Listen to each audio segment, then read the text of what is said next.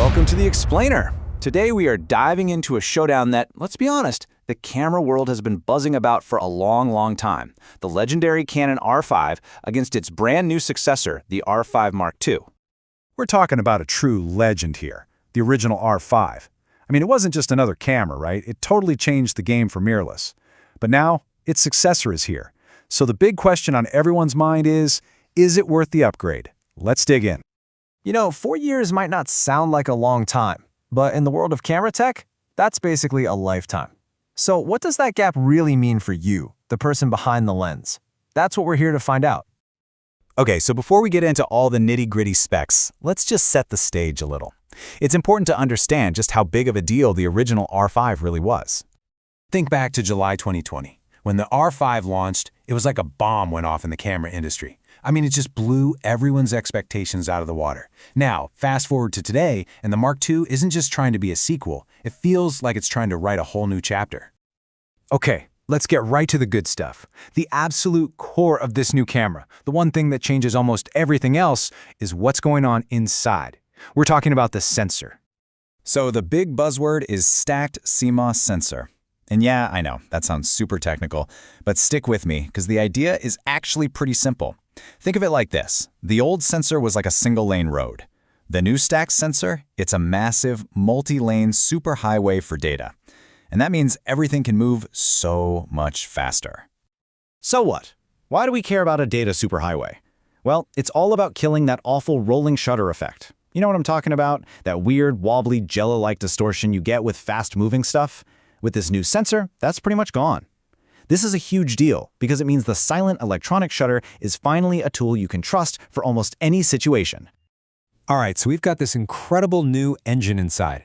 Now let's see what that actually does for performance. We're going to look at two things every photographer obsesses over: speed and autofocus. Now let's not forget, the original R5 was no slouch. I mean, 20 frames per second? That's seriously fast. For most of us, that's more than enough to capture the action. But of course, the Mark II just had to take it to another level. We're now talking a wild 30 frames per second. Do the math. That's a 50% jump. And if you shoot sports or wildlife, you know that's not just a speck on a sheet. It's the difference between getting the perfect shot and getting the shot right after the perfect shot. It's huge. And the speed upgrade isn't just about burst shooting.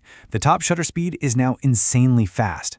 Why does that matter? Well, if you love shooting with those beautiful wide-open lenses like an f1.2 to get that super blurry background, you can now do it in bright sunlight without having to carry around extra ND filters. It just gives you so much more creative freedom.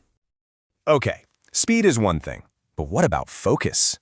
This is where the Mark II pulls out something that feels like it's straight out of a sci-fi movie. It's called Eye Control AF. And it works exactly like it sounds. You calibrate it to your eye, and then you just look. You look at your subject in the viewfinder, and bam, the focus point jumps right there. It's maybe the most natural way to select a focus point, ever. No joysticks, no touchscreens. You just look. All right, let's shift gears and talk about video. Because for the original R5, this was its biggest selling point, and let's be real, it's Achilles' heel. And this right here is the whole story. The R5 could shoot gorgeous 8K video, sure, but everyone remembers the overheating issues, right? The recording limits were a real problem for professionals. Well, the R5 Mark II, it solves it, period. We're talking unlimited 8K recording. For anyone who shoots video for a living, that one change, that might be the entire ballgame. And they didn't just stop there. They threw in a bunch of pro video features that filmmakers have been asking for. You've got a tally light so you actually know you're recording. You get a waveform display to really dial in your exposure, a proper, full-sized HDMI port, thank you, and it even helps correct for lens breathing. It's clear this is a serious tool for video, not just a bonus feature. Now, here's an upgrade that literally everyone will love: battery life. Let's face it, the R5 could chew through batteries. Well, the Mark II is way more efficient. It almost doubles the number of shots you can get. That means you're carrying less, swapping less, and stressing less about that battery icon. Okay, so we've gone through the sensor, the speed, the focus, the video, all the big stuff. So let's bring it all home. Which one of these is actually the right camera for you?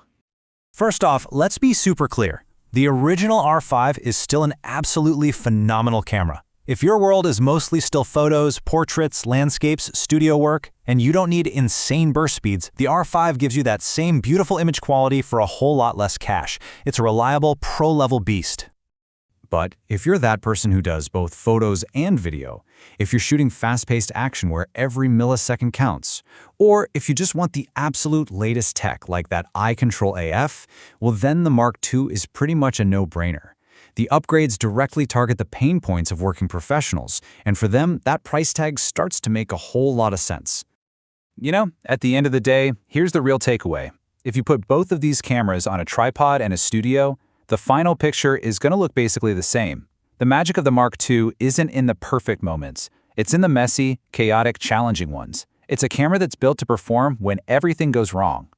So where does that leave us? Look, the R5 Mark II is an incredible piece of technology. It's designed to remove all the technical roadblocks, to get out of your way so you can just create. But that kind of power brings up a new question, doesn't it? What are you going to do with it? What stories are you going to tell? Because that's what it's all about.